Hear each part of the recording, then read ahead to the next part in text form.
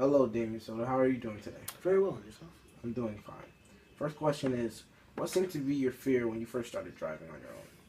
My first fear when I started driving on my own, it would have to be crashing, because when I first started driving, it was still kind of shaky on the road, and if you crash, you can quite possibly die. How do you feel driving next to tractor trailers on the highway? Oh, it's terrifying, because they're so big, and you feel pretty enclosed, and if they make one wrong turn, you're both going down. It's a good answer. The no zones. How do you feel about parallel parking? Parallel parking. It can be difficult sometimes, depending on how other people park.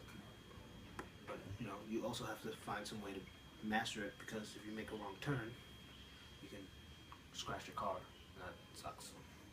Do you think it would be easier or harder if the cars are far apart or closer? Far apart. That way you have more space to slide in.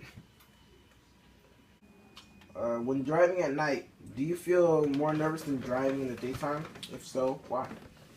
Definitely more dangerous at night, because at night you never know. It's really dark. You never know what could happen. Like some guy could just randomly pop out and jump in front of your car, or a deer if you're driving on the highway. He can total your car. But you don't want to be on the other side of that. Do you think it would be more safer to have light reflectors? Yeah. That way, like with animals or with certain objects, the lights can bounce off and catch your eye, and you can avert danger in time. Okay. Do you feel I'm like... sorry, excuse me one moment. Jeeves! Thank you, but anyway, continue. Sorry, I just got kind of hungry.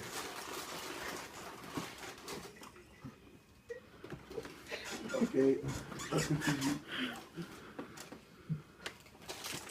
Alright. Do you feel like there's a lot of responsibilities when driving? Give some examples. Well, yeah, there's definitely a lot of responsibilities when driving.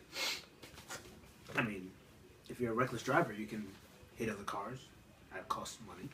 You can hit other people, and they can sue you, and that also costs money. And you could also, hit poles and stuff, and that could cost the city some money for damages. Even while I quench my palate.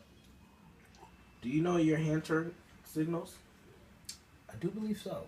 If you're on this side of the driver's side, it says right, I believe, maybe left, and stop. I think. Yeah, you are correct. Do you feel like you ever had to use your turn signals? No. I keep my car in tip-top condition. So, no broken tail lights? Not one. If I do have a broken tail light, I immediately repair it. Okay. If you were in a situation where you had to change your tire, would you know what to do? Yeah. You get the jack and you lift the car up, unscrew the bolts, remove the tire, find a replacement tire that should be in the back of your trunk, put it in, put the bolts back in, lower the jack, run away. Good. A lot of people don't know how to do that.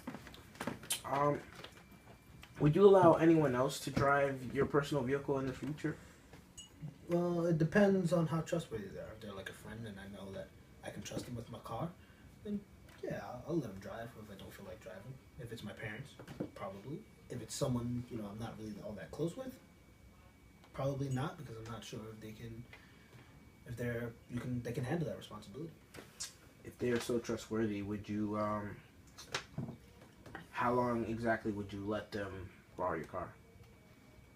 What would be the max amount of time? Well, if I'm there, then to the duration that, me and said other person are together. If I'm not there, maybe a day. That's if they're really trusting. Okay. Do you have the tendency to text and drive? Oh, no. I've seen plenty of text and drive commercials. You see people dying and rolling, and I'd rather not risk my life. If it's serious, unless it's... excuse me. If the text is all that important, then it should be a call. If it's not, no text is worth your life. Okay. Would you say what would you say about the maintenance of the vehicle you were driving at the moment? Is it clean? Is it dirty? Well, because of the weather, I guess it would be kind of dirty. But usually I maintain my car very clean. No dust, no dirt. She's my baby. And the inside? Also very clean. I allow no food, no drinks, unless it's my own. And if there are food and drinks, there has to be bibs. Now, I don't mean bibs as in baby bibs. I mean, like, you took your napkin and you tuck it in there so you don't spill anything on my seats. Because, I mean, I have leather seats, and although they seem pretty easy to clean, I'm not trying to, they're expensive as well. Okay. How would you feel driving in inclement weather? Well, it depends on the weather. Snow, I'm kind of iffy about because, it's actually very dangerous. You can slip yourself and hit stuff. Rain, not so much, depending on how much rain it is.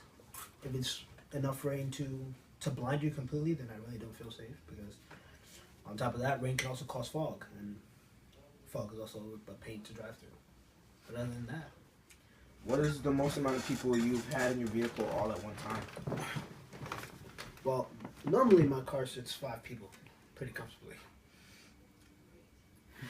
But I'm sorry, I was laughing at the memory that I went to this party once and we had to sit 9 people in a pretty small area. It was just Oh, so you're the laps. popular one in school. Sometimes.